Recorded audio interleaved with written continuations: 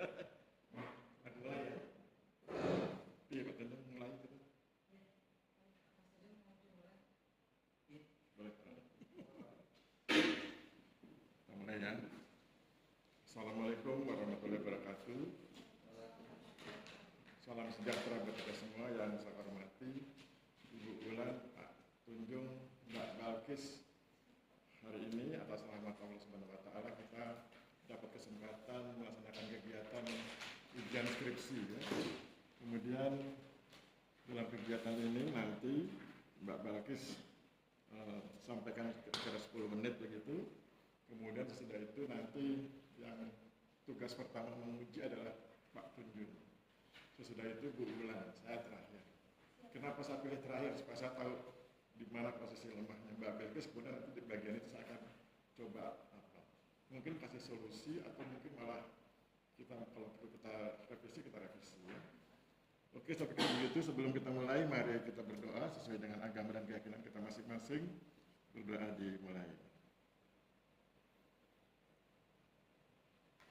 Ya, cukup. Silakan Mbak Balkis. Ini kayaknya mikrofonnya rusak, nggak usah nggak apa-apa.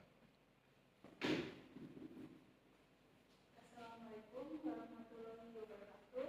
Waalaikumsalam warahmatullahi wabarakatuh. Yang saya hormati Bapak Alistion Nugroho atau MHMSI, yang saya hormati Ibu Dr. Dwi Bulan Pujiriani SKMHUM, dan yang saya hormati Bapak Tunjung Putrawijayanto SSMT. Perkenalan, nama saya Balkis Safadila Putri, NIT 22314-367, program studi di Gelombang 4 Pertanahan.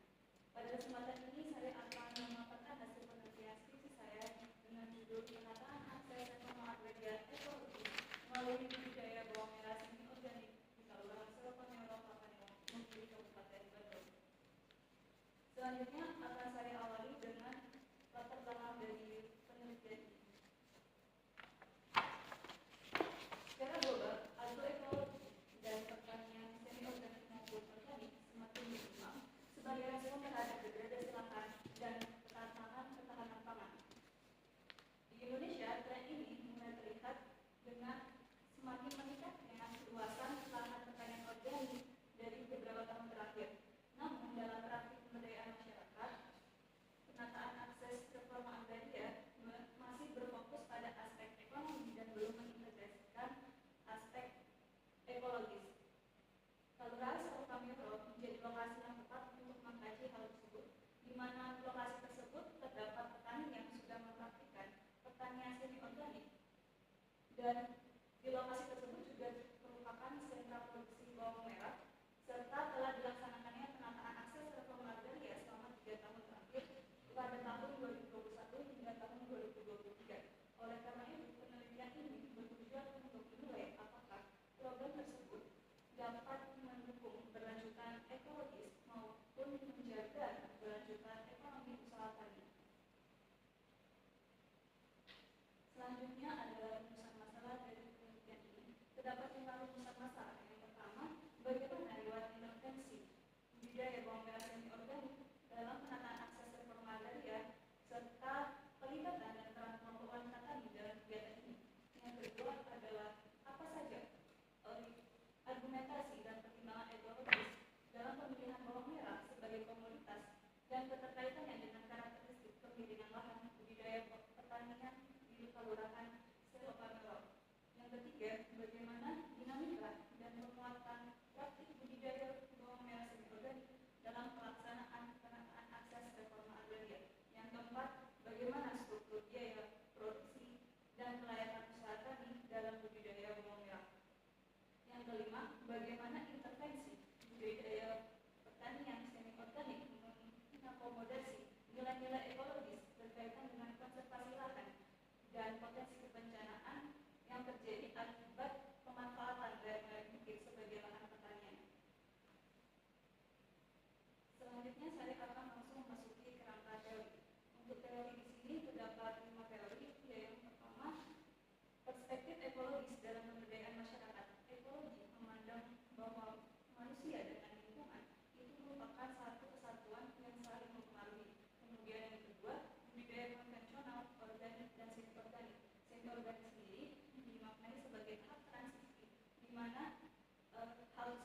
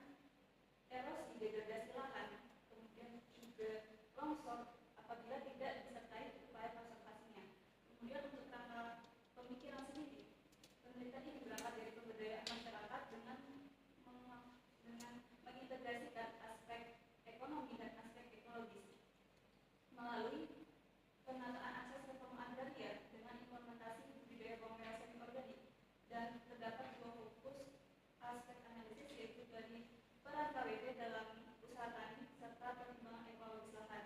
Dan hal ini untuk menilai bagaimana keberlanjutan usaha tani dari segi ekonomi maupun dari segi ekologis. Selanjutnya adalah metode penelitian. Penelitian ini menggunakan pendekatan kualitatif deskriptif analisis dengan lokasi penelitian pada kelurahan Selokapiro Imogiri, khususnya Dusun Namungan 1 dan Namungan 2. Di sini untuk data kualitatif berupa hasil wawancara, focus group discussion, dan observasi lapangan. Untuk subjek penelitian sendiri adalah KWP Sukarmulyo, Petani Bawang Merah Namungan, kemudian perangkat kelurahan, PPL maupun BPP Imogiri, serta Belstaf Antas Kabupaten Bandung.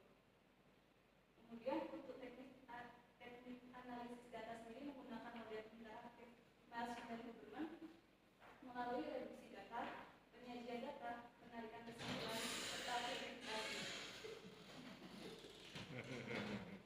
Kemudian untuk profil kelurahan Selokapiro sendiri, untuk luasannya adalah 2.275 hektar dengan jumlah penduduk 15.382 jiwa, dan kelurahan Selokapiro sendiri menunjukkan indikasi kerentanan geologi yang cukup nyata, yaitu memiliki pemilihan lahan sebesar 30 derajat dengan tanah sebagian besar itu berupa berwarna merah, serta terdapat lahan kritis sebesar 142 hektar. Dan di sini juga terdapat karakteristik curah hujan wilayah penelitian, di mana hal ini diolah dari data BPS serta stasiun pemantau metal Imogiri dari tahun 2015 hingga tahun 2024 dan menghasilkan curah hujan tertinggi pada bulan November dan paling rendah di bulan Juli. Selanjutnya adalah pemilihan lereng serta potensi kerawanan bencana. Di sini terdapat pemilihan lereng kelurahan Selokapiro yang menunjukkan bahwa kondisi topografi di lerengnya bervariasi, di mana terdapat dari datar, landai, agak curam, sehingga sangat curam. Kemudian untuk potensi kebencanaannya juga tidak merata, ada yang rendah, sedang, dan tinggi. Untuk lokasi Dusun Namungan sendiri yang berupa lokasi penelitian itu berada pada kerawanan bencana rendah hingga sedang. Selanjutnya adalah pelaksanaan program perangan akses reform agraria di Kelurahan Selokapiro. Di sini diawali dengan pembentukan tim, kemudian penetapan lokasi yang dilanjutkan dengan sosialisasi, kemudian pemetaan sosial, penyusunan model kemitraan, pelatihan dan pendampingan, fasilitasi infrastruktur, penguatan kelembagaan, hingga pengembangan usaha dan akses pemasaran. Selanjutnya budidaya bawang merah semi organik dalam konteks penataan akses reform agraria, di mana dalam skema penataan akses bawang merah dijadikan basis pelaksanaan penataan akses. Kemudian pemetaan sosial juga tidak berhenti pada pendataan tanah, tetapi juga mengidentifikasi kebutuhan keberlanjutan budidaya. Dan skema PARA bekerja pada aspek-aspek di sekitar budidaya bawang merah tanpa mengganti pengetahuan petani, namun hanya meningkatkan. Kemudian untuk peran dan pelibatan kelompok wanita tani dalam pelaksanaan budidaya. Di sini hasil temuan menunjukkan bahwa keterlibatan kelompok wanita tani bersifat terbatas dan tidak langsung. Artinya kelompok wanita tani di Selokapiro sendiri hanya tidak menjadi aktor formal, namun secara substantif sekitar 80 hingga 85% perempuan tani ini melakukan budidaya olahan sehingga pasca panen, sehingga hal ini menunjukkan bahwa adanya kesenjangan antara pelibatan formal dengan keterlibatan substantif. Selanjutnya adalah kesesuaian komoditas bawang merah sebagai jenis tanaman budidaya di lahan milik. Di sini terdapat kesesuaian. Yang pertama adalah siklus tanam singkat dan hemat air. Yang kedua adalah kesesuaian dengan drainase lereng. Yang ketiga adalah mengikuti musim kemarau. Yang keempat adalah kesesuaian berbasis pengalaman lokal. Selanjutnya untuk penguatan praktik budidaya semi organik dalam penataan akses sendiri, ini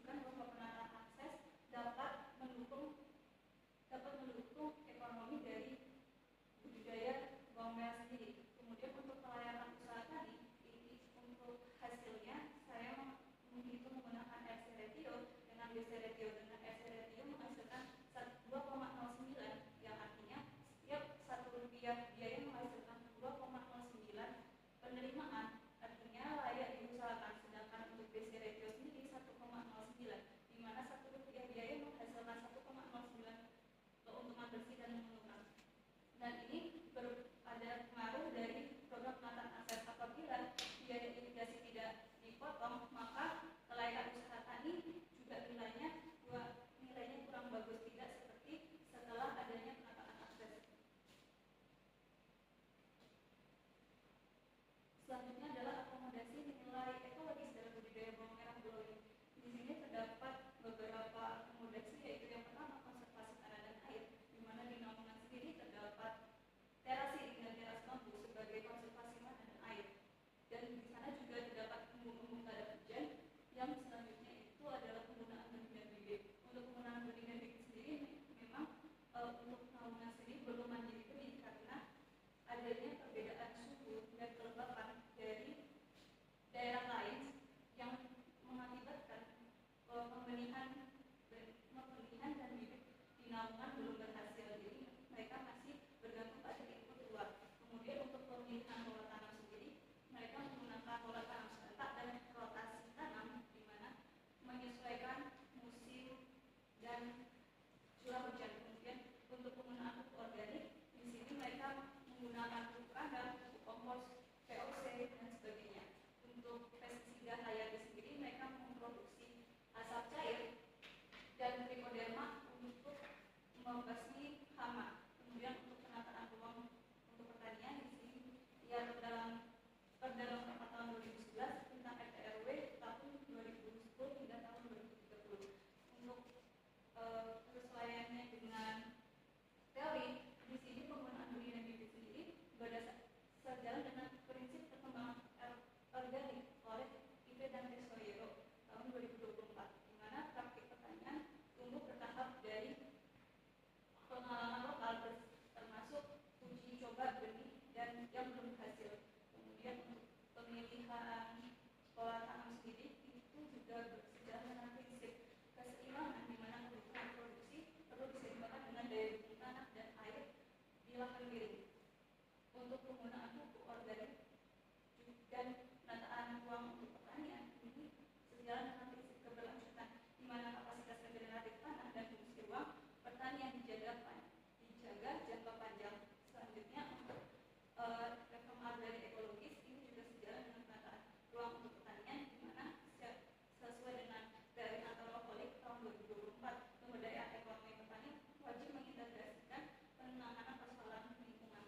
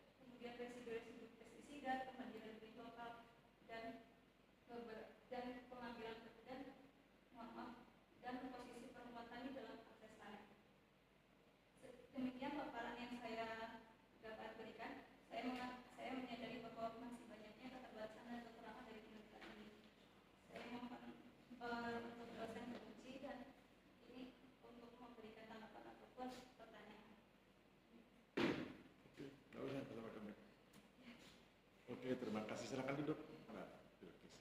Silakan Pak Tunjung. Monggo. Beri waktu berapa menit Pak? Ya, semampunya. Bentar Pak, istirahat dulu lagi. Sampai sore bisa Pak ya? Apanya? Oh, remote-nya mana?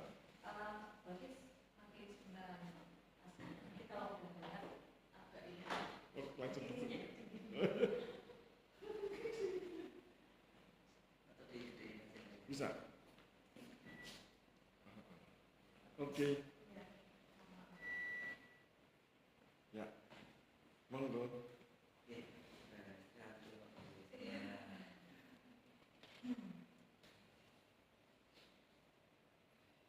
Yang aku rekam Mbak Bilkis tuh. Aku punya berat jawaban. Monggo Pak. Iya Pak.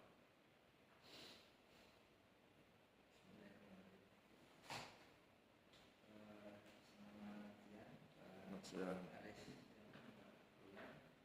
Pak Laki sehat Pak? Alhamdulillah sehat ya. Selamat doa ini. Ketemu lagi setelah beberapa waktu yang lalu kita ketemu di sini. Saya lupa ini. Sudah harus dibaca lagi.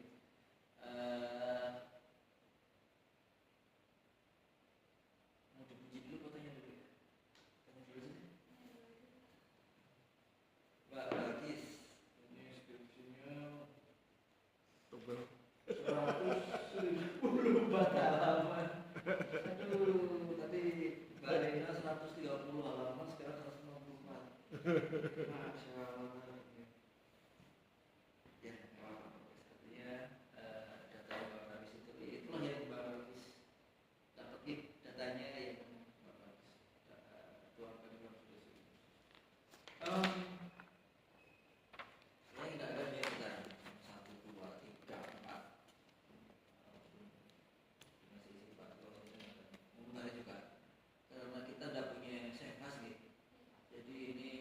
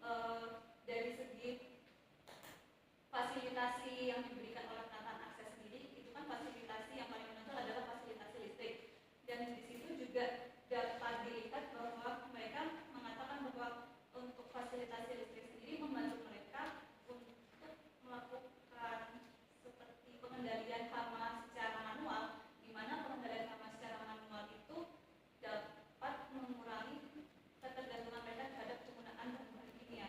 Jadi untuk pengendalian hama secara manual sendiri mereka melakukannya di malam hari dengan bantuan listrik dan lampu dan perangkat perangkat dari yang dibuat oleh tani sendiri untuk merampas hama-hama. Jadi untuk listrik sendiri memang terlihat membantu dari segi pengendalian hamanya. Kemudian juga dengan listrik mereka ini kan dapat mengubah penggunaan dari pompa diesel menjadi pompa listrik, di mana mereka merasakan bahwa pompa diesel sendiri ini memang relatif mahal.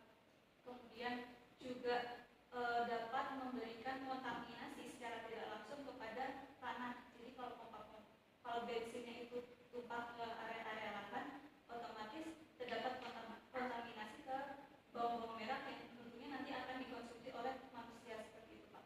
Jadi untuk praktiknya budidaya memang ada perubahan memperkuat seperti itu, Pak.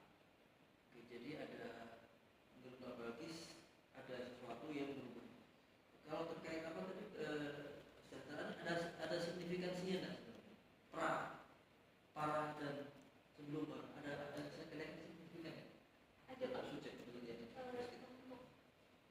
Mungkin dari itu, Pak, adanya penurunan biaya produksi. Ketika biaya produksi menurun, otomatis keuntungan yang didapatkan oleh para petani ini juga meningkat seperti itu, Pak. Terkait dengan itu, kalau menurut pengalaman Mbak Balkis, apakah kegiatan yang program para yang mereka lakukan itu sebatas pada budidayanya atau pada hal lainnya? Gini, kalau kita memberdayakan, mengembangkan suatu masyarakat kita kan berarti misalnya kampung saya misalnya nggak bisa bertani, itu dibantu bertani. Kelompok kami mau nanam nggak sulit tapi salak misalnya, biasanya kita kami nanam salak misalnya. Oh susah nih, cari salak yang bibit yang bagus, sudah bantu. Apakah sebatas itu atau sampai pada hal yang lebih akses lagi? Karena gini, salah satu persoalan di bidang pertanian ini pertanian nih. Dalam pertanian itu adalah kita tiap tahun kayaknya sayang sekali nih dengan kasus di Magelang itu udah 2 tahun belakangan saya lihat. Oh silakan ambil sayur, silakan ambil sayur, silakan ambil sayur sampai ada kampus. Udah kami beli silakan ambil. Apakah sampai berhenti di sampai teknis pertanian atau para ini sampai pada marketing dan sebagainya, berdasarkan tata kelola perdagangan niaga. Menurut pengalaman Balkis seperti apa dan sebaiknya seperti apa? Mau ceritakan saja. Untuk dari pelaksanaan tata akses sendiri, tentunya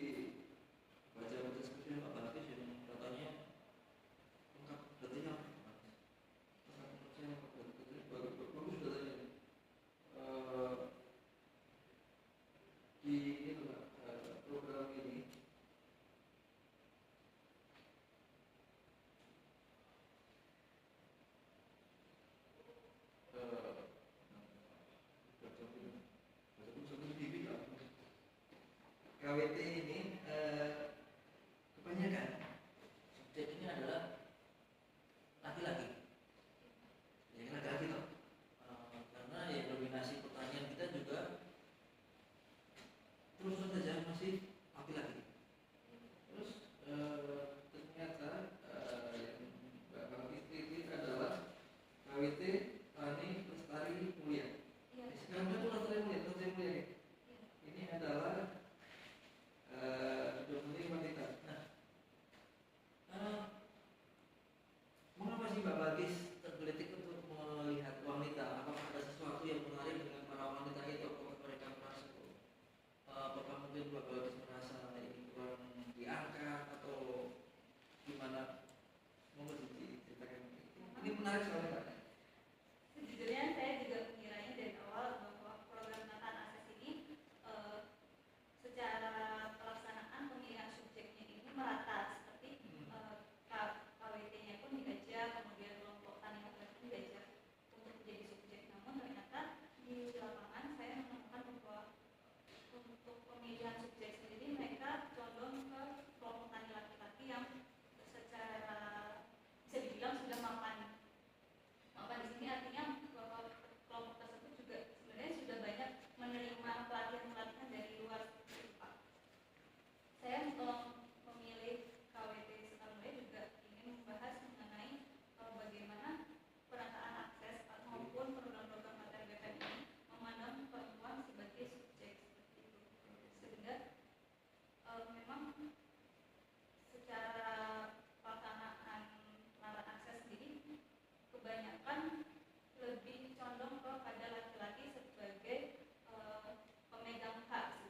Karena kan kebanyakan di lingkungan rumah tangga sendiri bahwa kepemilikan hak ini cenderung ke pihak laki-laki seperti itu. Ini Mbak Bagis melihat ada persoalan gender di situ ya? Dapat info dari mana tuh Mbak? Menarik sekali bisa melihat sedalam itu. Dapat info dari mana? Soal ini dominasi laki-laki itu di Selopam ya ini. Udah pernah ke sana berarti? Belum Mbak, jadi sebenarnya itu temuan dari lapangan Pak sebenarnya. Oke. Jadi sebelumnya masih Saya kira juga subjeknya KWT Pak ternyata. Oke. Ternyata saya menemukan dominasinya laki-laki. Dan Mbak Bagis menemukan bahwa ada masalah gender di situ sebenarnya. Ya, memang itu masalah terjadi di semua lembaga. Masalah gender itu. Kalau saya pribadi sih saya termasuk yang ya kita harusnya setara. Bukan sama tapi setara nih. Bukan berarti Mbak Bagis harus jadi kernet atau jadi sopir bus lintas pulau atau enggak. Tapi perlakuan kita harus setara ketika Mbak misalnya Mbak Bagis memutuskan jadi driver angkutan bus ya silakan kita lakukan dengan setara seperti itu. Tetap kita harus menghormati. Ini terakhir. Lebih dari 3. Mbak Bagis. Saya mengajar penataan loh.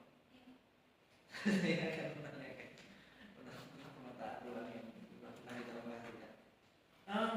Mbak Bagis tadi presentasinya dari ini disebutkan Pak Bagis Pak 4 dan Pak 5 ini menunjukkan bahwa Selopam Yaro ini cukup rawan longsor nih, karena memang di perbukitan terus naik ke arah gunung hidup itu kan. Kemudian ini ada zona kuning ini yang paling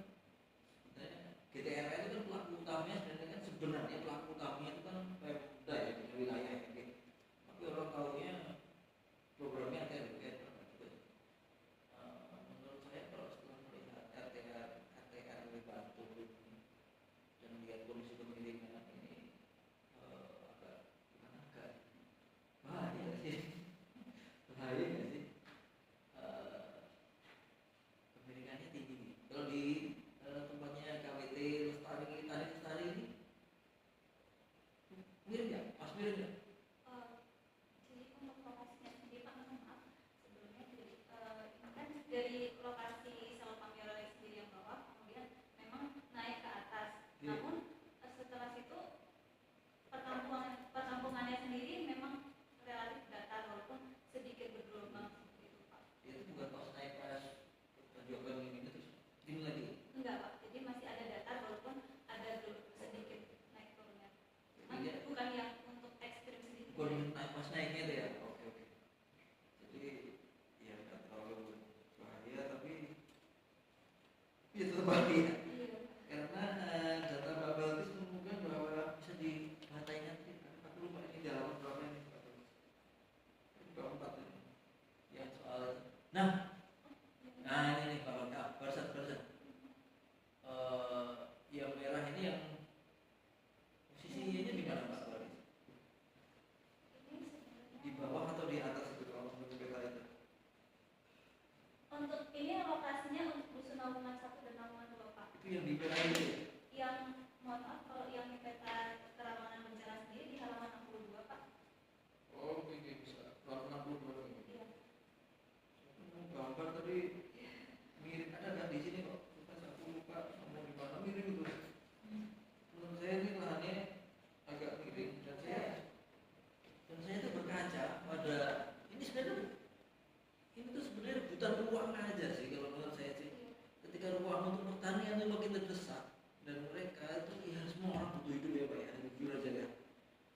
Ketika ruang itu makin kecil, makin terbagi dan tanahnya tersedia hanya di situ, makanya sebenarnya pemerintah kesulitan untuk mengalokasikan lahan kan.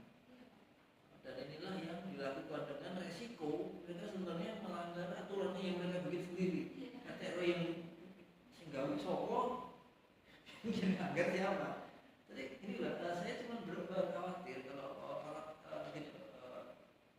56% 33% tidak sesuai, artinya ya tidak sesuai artinya kan yang sesuai 10% malah kan? Yang sesuai yang paling cepat yang 56%. Yang 6% kan? Iya. Itu kecil. Satu, kalau kita lihat secara generik saya berkaca pada apa yang terjadi di Cekungan Bandung. Ketika lahan yang di bawah itu sudah habis itu, kawasan terbangun, karu-karuan sampai ujung bukit itu, akibatnya apa? Ada hujan 20-30 menit, orang daya kolot nangis sudah, daya kolot pas di Cekungan nangis sudah, airnya udah nggak tahu berapa senti lagi nangis orang daya kolot. Dan itu yang terjadi ketika kita berkontestasi memberikan uang, satu pihak yang merasa saya nggak punya pilihan lain tapi ada pihak lain yang dikorbankan. Nah itu kesulitan kita.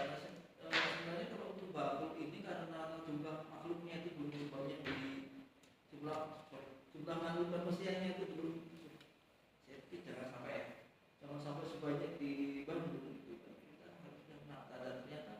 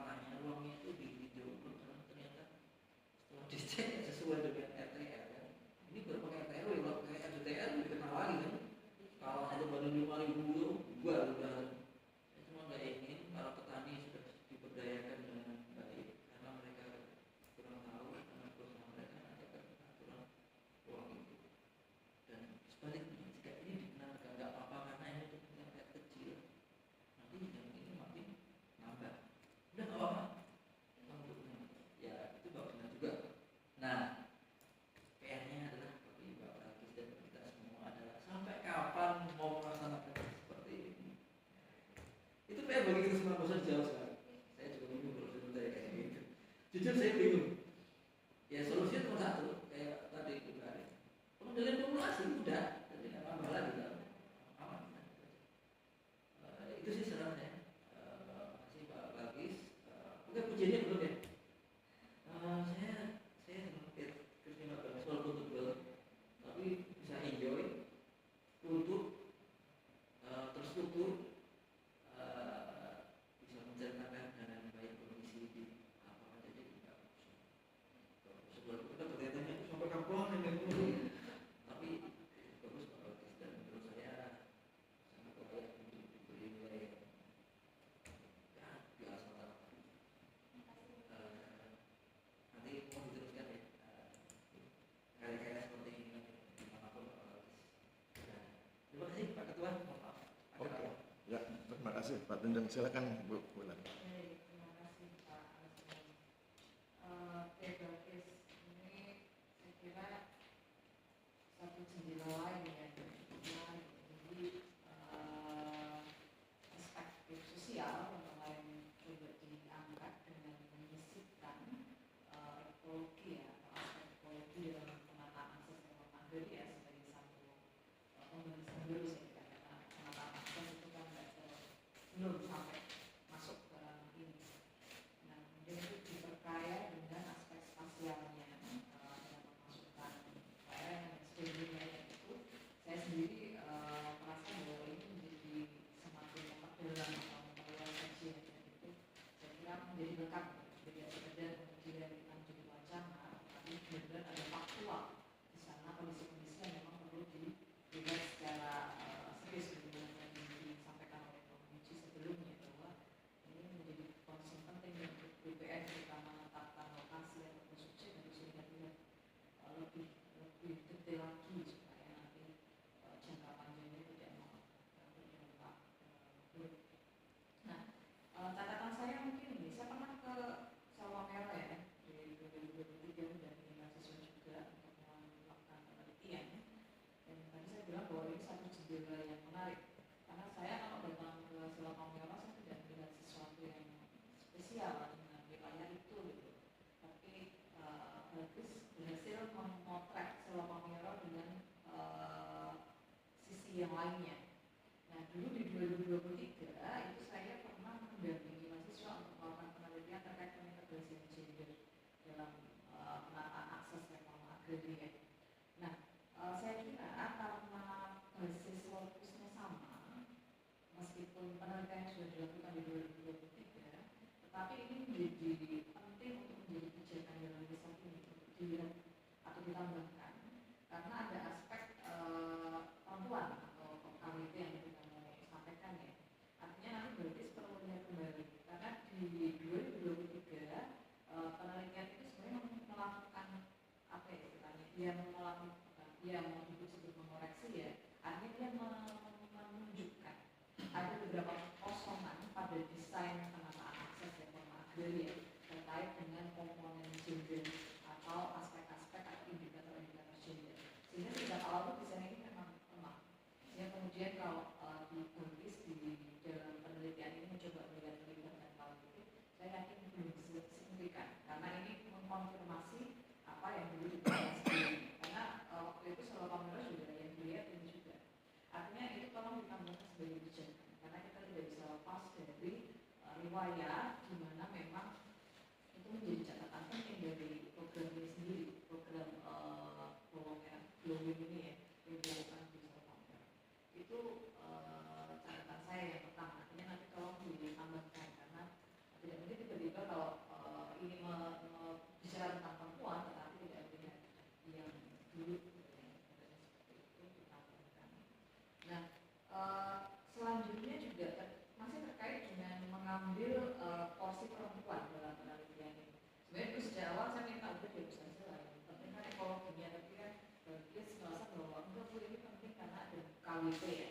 Dan saya juga merasa bahwa ternyata tidak selalu perempuan itu mendapat tempat di dalam program-program yang basisnya kebudayaan, salah satunya terkait penataan akses misalnya ya.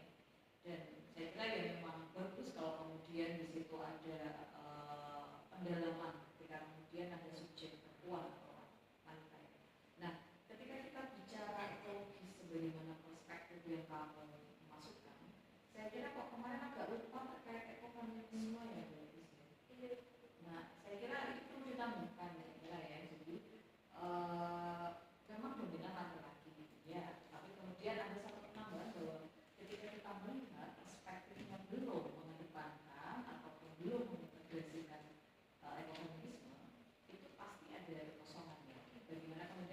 perempuan itu ada satu keunggulan dengan nilai feminitasnya, yaitu memelihara atau merawat.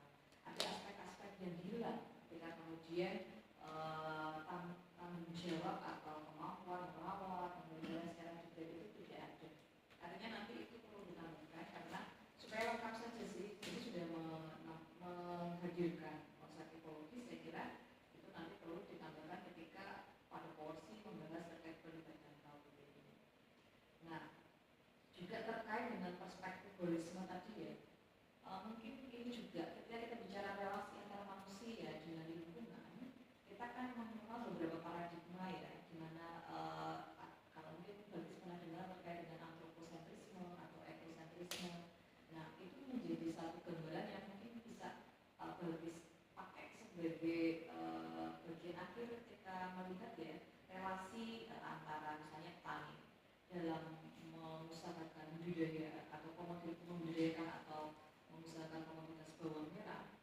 Ini porsinya bagaimana? Apakah memang ini benar-benar petani ini dia bebas nih, pokoknya mau lahan sebelah mana, lereng apa, dengan kondisi apapun, kalau dia memang bisa dipakai untuk nanam bawang merah, udah dulu lagi.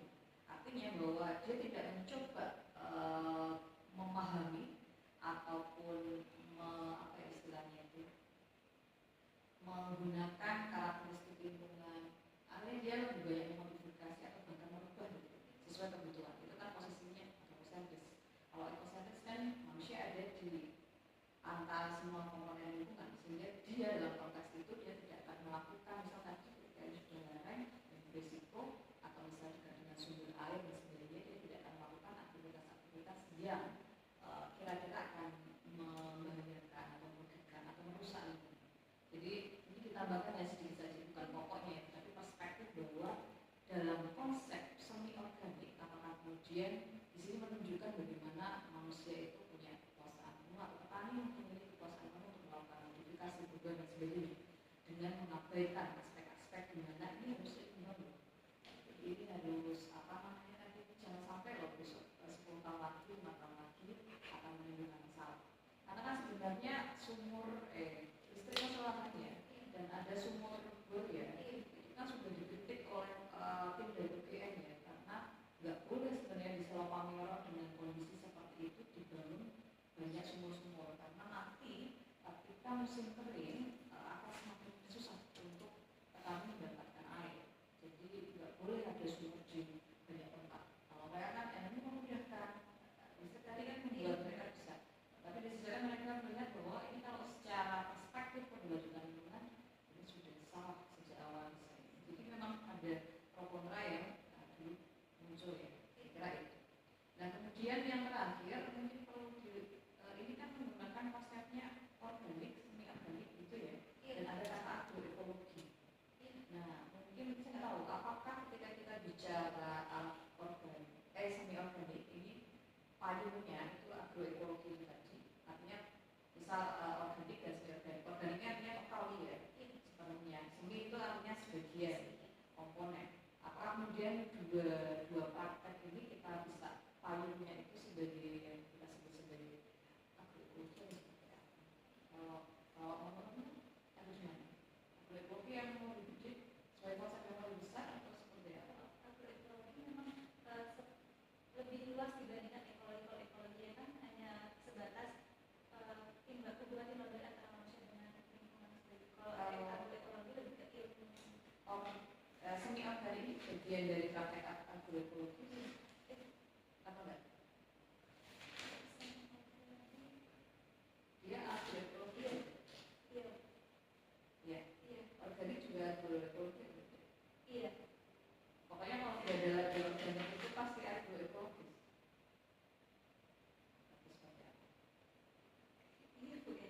Nah, coba kamu baca lagi ya. Artinya ketika kamu sudah, karena risetnya ini kan terkait dengan konsep ekologis, saya kira kamu sudah bisa, bukan mungkin lagi atau kira-kira, tetapi kamu sudah bisa secara tegas menyebut bahwa memang ketika kita bicara semi organik ini adalah bagian dari yang kita sebut sebagai praktik ekologi itu tadi, atau agroekologi itu sebenarnya bagian dari mana sih? Ini ada beberapa konsep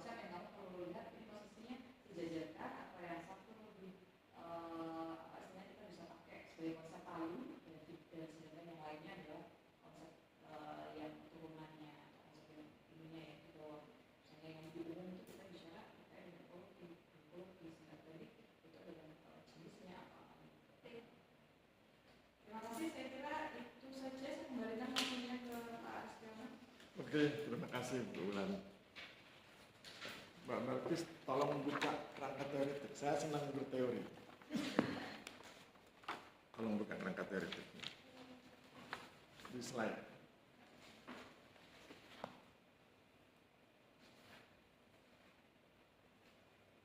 Ya, ini ya.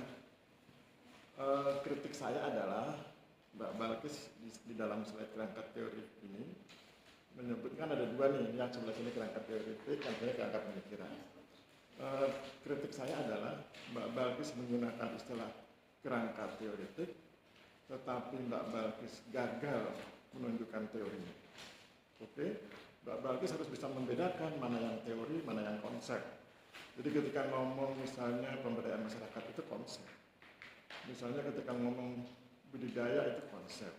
Jadi di dalam teori nanti ada konsep. Misalnya gini, kalau Mbak Balkis ngomong tentang teori konflik, di dalamnya ada konsep kepentingan, ada konsep kewenangan.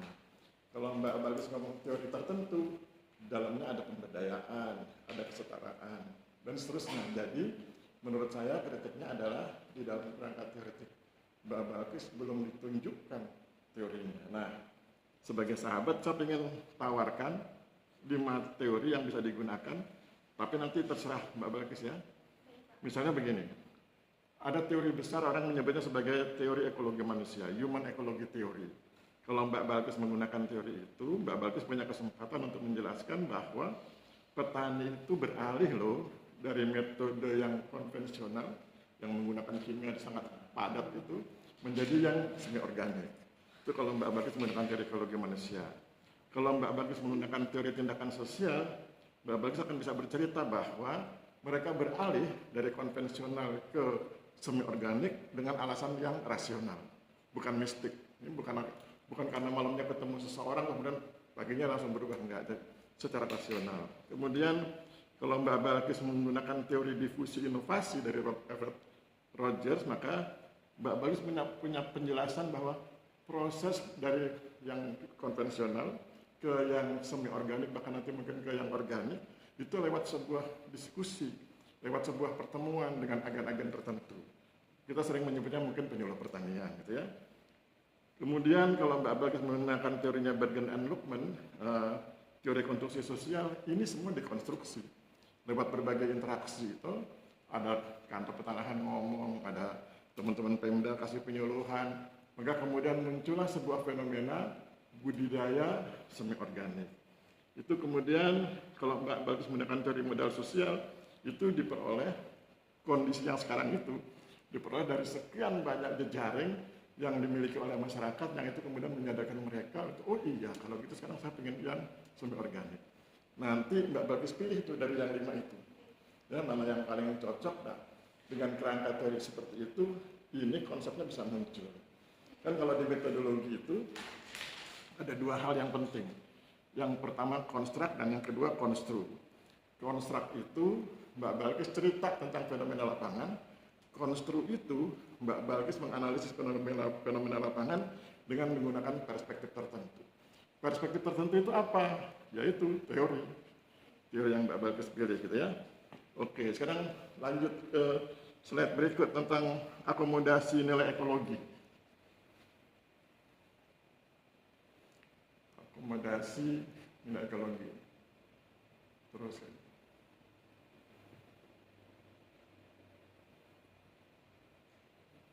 Yang di bawah nanti ada itu prinsip perkembangan organik. Oke ya. Kan kalau tadi saya memperhatikan Mbak Balkis presentasi, Mbak Balkis bercerita nih bahwa dengan fenomena penanaman bawang merah glowing ini, ternyata masyarakat cocoklah dengan kondisi ini, ya, prinsip perkembangan organik dan seterusnya. Tetapi saya pikir kita perlu mengkritisi fenomena itu. Boleh jadi kita bisa menyebutnya sebagai, tadi bahasanya Pak Tunjung, tidak ada yang salah dalam sebuah argumentasi di sosiologi. Oke, bahwa fenomena itu mendukung pemahaman kita tentang relevansi prinsip-prinsip ini. Oke, itu kita hormati. Tetapi kedua adalah bahwa fenomena itu menunjukkan berbagai kelemahan. Bukan kelemahan di level masyarakat, tapi mungkin yang ekstra masyarakat. Contoh, prinsip perkembangan organik, praktek petani tumbuh bertahap dan seterusnya.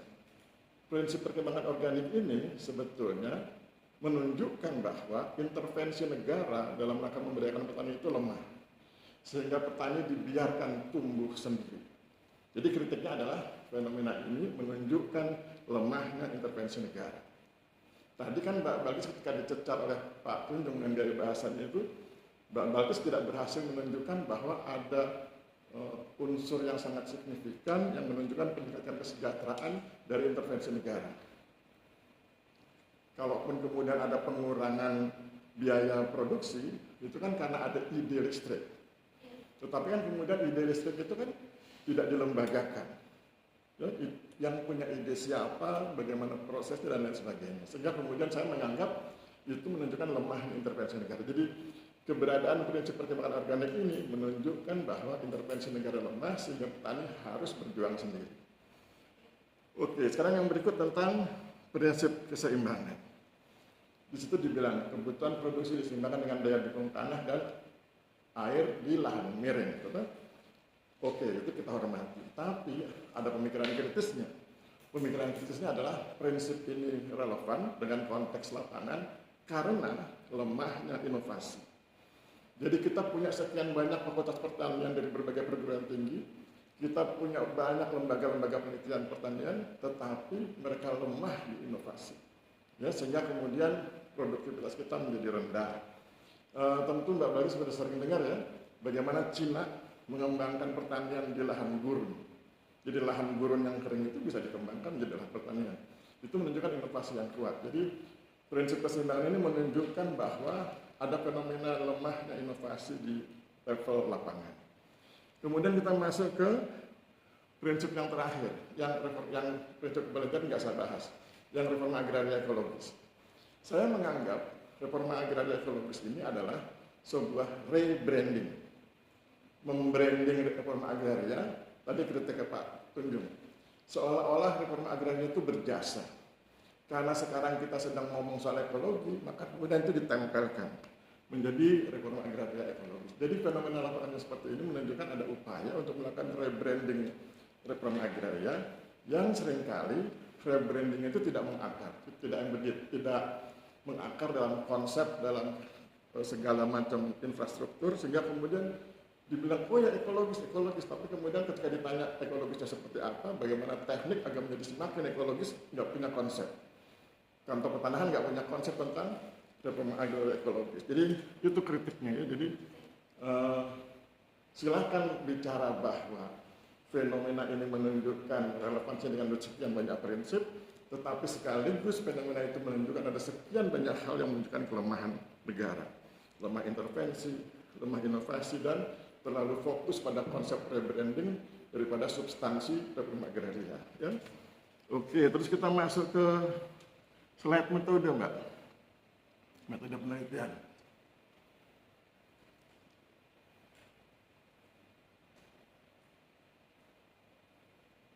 Nah, ini metode penelitian. Ini kan ada teknik pengumpulan data ya, ada wawancara, ada focus group discussion, kemudian ada observasi lapangan. Yang ingin saya tanyakan adalah bagaimana cara Mbak Bilkis mengorganisasi FGD-nya di lapangan, mengorganisir kegiatan FGD di lapangan. Tentunya saya melakukan, yang pertama mungkin yang pertama saya melakukan izin dulu kepada ketua KWT. Kebetulan untuk fokus group discussion ini saya mengadakannya di perempuan tadi, yaitu KWT. Jadi saya izin dulu kepada ketua KWT untuk melaksanakan fokus group discussion. Dan fokus group discussion ini melibatkan anggota KWT berjumlah 6 orang. Ketika pada saat saya melakukan fokus group discussion sendiri, saya mengajukan topik-topik pertanyaan yang terkait rumusan-rumusan masalah saya, dan di situ juga dapat terlihat bagaimana dinamika ketika mereka memberikan pendapat atas partisipan seperti itu. Oke, saya khawatir ada bias. Misalnya begini, Mbak Balkis menyebut kegiatan itu sebagai fokus group discussion. Tetapi kalau dilihat dari penjelasannya, yang dilakukan Mbak Bal itu sebetulnya kan interview massal. Ya. Jadi Mbak Bal kumpulkan 6 orang diwawancarai. Itu kan interview massal, bukan FGD. Untuk FGD sendiri, tentunya Tahu nggak bedanya FGD dengan interview massal? Interview massal itu kumpulkan 6 orang di balai desa atau dimanapun, kita wawancarai terus selesai. Atau tahu nggak bedanya dengan FGD? Antara yang interview massal dengan yang FGD? untuk interview massal mungkin menanyakan satu-satu ya Pak. Iya. Kemudian kalau yang FGD sendiri, ini merupakan diskusi Pak. Jadi terdapat pihak-pihak ada yang bertentangan, ada yang setuju seperti itu. Hasilnya apa? Hasilnya FGD apa? Hasil FGD menunjukkan bahwa dari segi KWT sendiri memang mereka merasa tidak diikutkan sebagai subjek subjek program penanaman akses, namun mereka merasakan secara tidak langsung manfaat dari penanaman akses tersebut. Ya, halaman berapa? Yang menunjukkan bahwa itu hasil FGD, bukan hasil interview massal ini.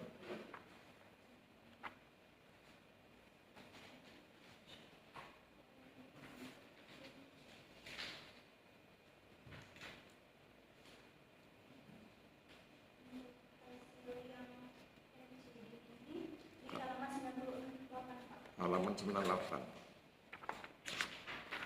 Oke, di mana? Di kalimat yang mana? Yang menunjukkan itu hasil dari FGD, bukan hasil interview massal. Ini Pak, di bawah gambar itu kan saya Hmm. mengatakan bahwa ketika ditanya terkait keterlibatan ibu-ibu selalu KWT, apakah terlibat, dan statementnya adalah tidak terlibat, hanya bapak-bapak saja. Hmm. Peserta lain yang sudah menegaskan bahwa ibu-ibu tidak diundang sebagai KWT seperti itu Pak. Kemudian program mereka juga menyatakan bahwa pelibatan program lebih banyak di pemalsuan plat-plat. Apakah di dalam FGD itu berhasil diketahui bahwa persoalannya adalah persoalan gender atau itu persoalan administrasi? Bahwa mereka tidak diundang itu persoalan administrasi, persoalan gender atau persoalan tradisi?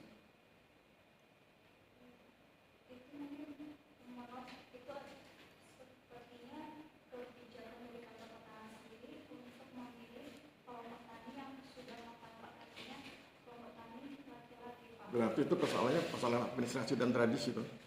Bukan persoalan gender. Iya. FGD berhasil menemukan itu nggak? FGD berhasil mengetahui, oh ini persoalan administrasi, ini persoalan gender, ini persoalan tradisi. Terus kemudian yang persoalan administrasi dan tradisi, oke. Yang persoalan gender kemudian dicarikan solusi. Apakah FGD-nya Mbak Bilkis berhasil menemukan itu? Atau belum sampai ke situ? Belum sampai ke situ, saya Oke. sebatas Oke, tidak apa-apa. Yang penting saya tahu level penelitiannya. Ya. Terus kemudian terakhir di saran. Kan kalau sudah saran terakhir ya. Coba buka sarannya. Aku senang lihat slide-nya rapi bagus. Makanya aku nggak buka skripsi, tapi coba lihat slide. Lihat sarannya Mbak Bilkis. Oke, belum. Nah, ini kan yang poin 1 kan untuk ATR BPN atau mungkin kantah maksudnya. Sekarang bayangkan Mbak Bilkis jadi kepala kantor Kabupaten Bantul menerima saran seperti itu. Apa yang Mbak Bilkis lakukan? Apa yang Mbak Bilkis lakukan ketika Mbak Bilkis sebagai kepala kantor menerima saran begitu, merumuskan indikator ekologis dan seterusnya? Atau baca dulu biar internalisasi konsep. Baca sarannya. merumuskan indikator ekologis yang lebih spesifik dan terukur sejak tahap pemetaan sosial serta memperkuat desain program yang menginklusi pada fleksi atau gender equality, disability dan social inclusion, tidak hanya menyasar pada kelompok tani. Bagaimana perasaan Mbak Bilkis ketika jadi kepala kantor ada orang sarannya seperti itu? Sebelum ambil keputusan, perasaannya dulu lah. Gimana rasanya mendapat rumus? Jadi terbuka. Terbuka Iya. atau tersinggung? Terbuka. Terbuka atau tersinggung? Jadi Oh, ini belum tamat S1, belum tamat D4. terus kemudian sudah ngasih saran. Coba perhatikan, saran Mbak Bilkis ini membutuhkan 2 tahun anggaran. Sudah dicerna belum? Bahwa kalau mengikuti saran Mbak Bilkis dibutuhkan 2 tahun anggaran. Jadi harus multi-years program itu. Ya. Nah, ketika programnya multi-years, kan berarti akan ada bagian-bagian lain yang dikurangi anggarannya. Nah, ketika Mbak Bilkis menyampaikan saran ini sudah sempat nggak terpikir itu? Atau ini kan sampaikan aja dulu sarannya. Bahwa saran ini membutuhkan 2 tahun anggaran, sudah terpikir belum? Kan itu harus ada kajian akademis. Ada kajian akademis, ada naskah akademik. Harus menghubungi Bu Wulan sebagai kepala PPPM untuk bikin penelitian dan seterusnya. Belum? Oke. Itu bisa jadi rekomendasi kebijakan di masa yang akan datang. Oke. Jadi berarti kan sarannya itu ada saran yang jangka pendek, jangka panjang gitu ya, kira-kira gitu ya. Dan yang ini kira jangka panjang. Oke, saya pikir cukup Mbak Bilkis. Silakan keluar sebentar biar kami bertiga diskusi. Terima kasih ya.